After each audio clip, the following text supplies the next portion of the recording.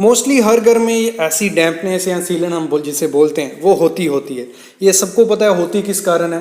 तो आज की वीडियो में ये मैं बताऊंगा, पॉलीथीन शीट के बारे में बात करने वाला हूँ। जो सामने आप देख रहे हो ये जो शीट है, ये हम लगाएंगे तो ये डैम्पनेस रुकेगी। कहाँ लगाएंगे? और आपके घर की स्ट्रेंथ भी काफ़ी ज़्यादा बढ़ जाएगी। तो सामने जैसे आप देख रहे हो ये दो घर बन रहे हैं, मतलब इनकी कंस्ट्रक्शन हो रही है और एकदम एक दूसरे से जुड़ के ये घर हैं। और काफ़ी जगह ये होते हैं एक दूसरे से जुड़ के घर बनते हैं।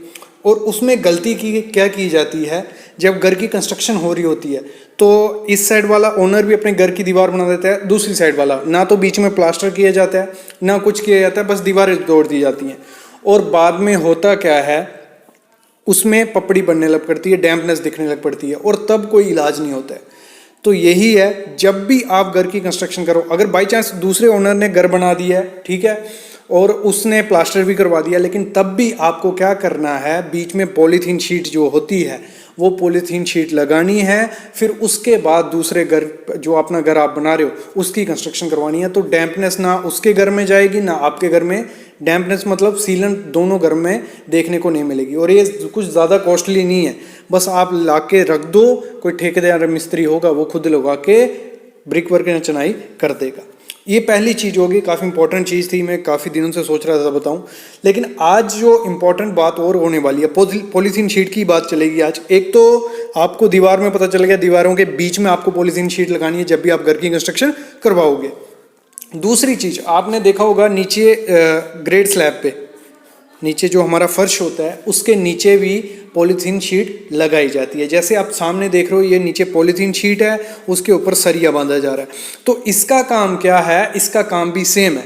जो नीचे से सीलन आती है, जो नीचे से पानी ऊपर चढ़ता है और आपकी घर की दीवारें खराब करता है, तो वो ही उसी को रोकने के लिए हम ये करते हैं, नीचे पॉलीथीन शीट डाल देते हैं। मतलब आपको क्या करना है, पहले पीसीसी कर देनी है, 1 4 8 का माल बना के पीसीसी, उसके ऊपर पॉलीथीन शीट आएगी, पूरी कवर कर देनी है जहाँ जहाँ आपका घर बनने वाला है। उसके ऊपर सरिया बांधा जाएगा, फिर ग्रेड स्लैब कर दी जाएगी जैसे आप सामने देख रहे हो। उसके बाद उसका कंक्रीट कर दिया और उसमें आपको डैम्पनेस से काफ़ी ज़्यादा राहत मिलेगी, ये हमेशा ध्यान रखना।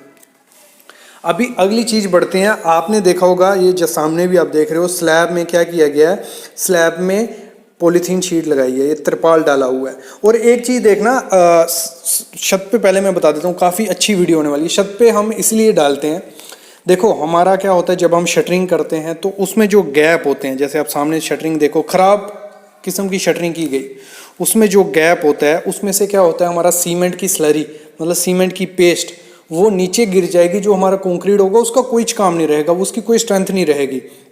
तो हमें हमेशा क्या करना होता है, थोड़ा भी पानी कंक्रीट का स्लरी नीचे नहीं गिरनी चाहिए, वो पूरी छत पे रहनी चाहिए, तो वो सही रहती है। अगर नीचे गिर गए तो क्रैक भी आएंगे और मटेरियल सेग्रीगेट भी हो जाएगा। मतलब सिर्फ क्या होगा, ऊपर बजरी रेता ये सब बचेगा और वो सिर्फ गंजा बन जाएगा। मतलब उसमें सीमेंट नहीं होगा, बाइंडिंग एजेंट नहीं होगा, तो वो पोरस रहेगा। जब बारिश पड़ेगी आपके घर में पानी टपकेगा, तो वो तो आपको नीचे गिरने देना है। तो उसके लिए हम क्या करते हैं, पॉलीथीन शीट डालते हैं। मतलब जैसे आप सामने देख रहे हो छत पे डाली हुई है, उसके ऊपर सरिया बांधा है, फिर कंक्रीट कर देंगे, पॉलीथीन शीट डालते हैं।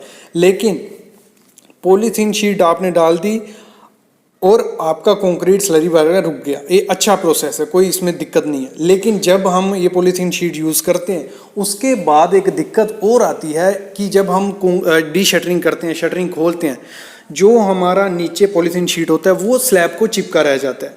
और जब वो चिपका रह गया तो उसमें दिक्कत क्या आती है, उसमें दिक्कत एक आती है कि वो उसको निकालना काफ़ी मुश्किल हो जाता है। अगर आप डायरेक्ट उस पर प्लास्टर करोगे या थोड़ा बहुत निकाल के प्लास्टर कर दोगे तो वो प्लास्टर थोड़े टाइम बाद पपड़ी बन के गिरने लग पड़ता है। तो ये काफ़ी बड़ी दुविधा समस्या आती है जब पॉलीथीन शीट हम यूज़ करते हैं। तो इसके लिए आपको क्या करना है, एक तो मैं पहले बता देता हूँ इसको छुड़ा कैसे सकते हो, निकाल कैसे सकते हो। उसके बाद इसका अल्टरनेट भी दिखाऊंगा, अगर आपको पॉलीथीन शीट यूज़ नहीं करनी है और क्या हो सकता है वो भी मैं आगे बताने वाला हूँ। तो इसके लिए आप स्टील ब्रश जो आते हैं जिनसे हम कोई सी साफ़ करते हैं, तो स्टील ब्रश से साफ़ कर सकते हो। अगर उससे नहीं हो रहा है तो आप ग्राइंडिंग कर सकते हो। और कभी भी हीट मत करना, मतलब ये मत सोचना कि हम आग लगा देंगे वो अपने आप जल के नीचे गिर जाएगा, वो सबसे ख़राब प्रोसेस है।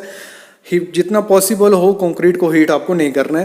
तो स्टील ब्रश मार दिया, ग्राइंडर मार दिया, तो इस प्रोसेस से हम उसको निकाल सकते हैं। जहाँ आपने पॉलीथीन शीट रहे भले कोई उसमें दिक्कत नहीं है, उसमें आप नीचे फॉल सीलिंग कर सकते हो।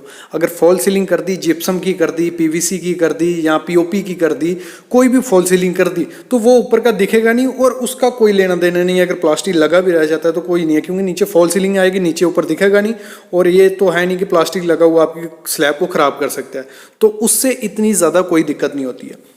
लेकिन आगे बढ़ते हैं हम, अगर हमें पॉलीथीन शीट की ये जो डिसएडवांटेजेस हैं इसको छोड़ दें तो एक चीज़ है, अगर आप प्रॉपर शटरिंग यूज़ करते हो, मतलब जो एमएस प्लेट की होती है जिसमें गैप नहीं बचता है, तो वो शटरिंग आपको यूज़ करनी है। क्योंकि दोनों अगर आप पता करने जाओगे, जो वुडन की शटरिंग है वो करवाओगे, कच्ची शटरिंग जिसे हम बोलते हैं वो करवाओगे, उसमें मटेरियल ज़्यादा लगता है और शटरिंग का खर्चा भी ज़्यादा लगता है।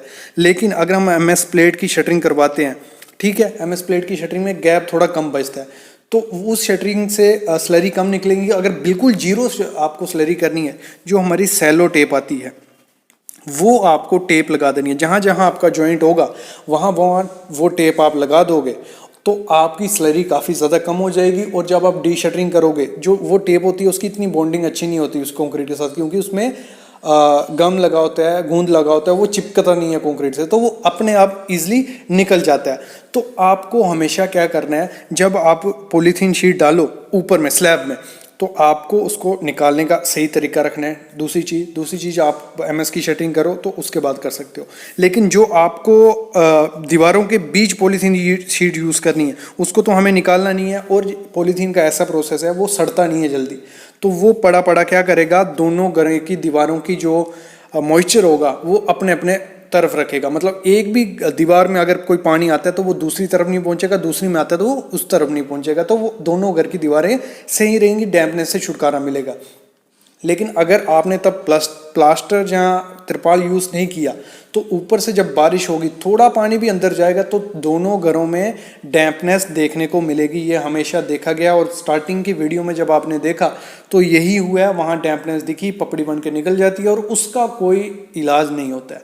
दूसरी चीज़, जैसे मैंने कहा कि स्लैब में हमें नीचे डाली, नीचे वाली स्लैब में, ग्रेड स्लैब में, तो उसमें भी जब डैम्पनेस ऊपर चढ़ने लग पड़ती है, नीचे मिट्टी से कोई सब्सटेंस आपके कंक्रीट को ख़राब भी कर सकता है, नीचे का केमिकल, और जहाँ पानी ऊपर चढ़ेगा तो उसको रोकने का भी कोई प्रोसेस नहीं होता है। तो आपको हमेशा पॉलीथीन शीट यूज़ करनी है, कोई ज़्यादा खर्चा नहीं पड़ता है, 2-3 हज़ार से कुछ ज़्यादा नहीं होगा। इतने लाखों का घर आप बना रहे हो, 2-3 हज़ार खर्चने में कुछ नहीं होगा। एक तो पॉलीथीन शीट यूज़ करनी है, दूसरी आपको डीपीसी डैम प्रूफ कोर्स जो करना है वो करना ही करना है। तो ये काफ़ी इंपॉर्टेंट चीज़ें होती हैं, इसको इग्नोर नहीं करना है। मतलब 3-4 हज़ार रुपये के लिए आपको ये चीज़ें छोड़नी नहीं है और काफ़ी ज़्यादा इंपॉर्टेंट आपको प्रोवाइड करनी ही करनी है।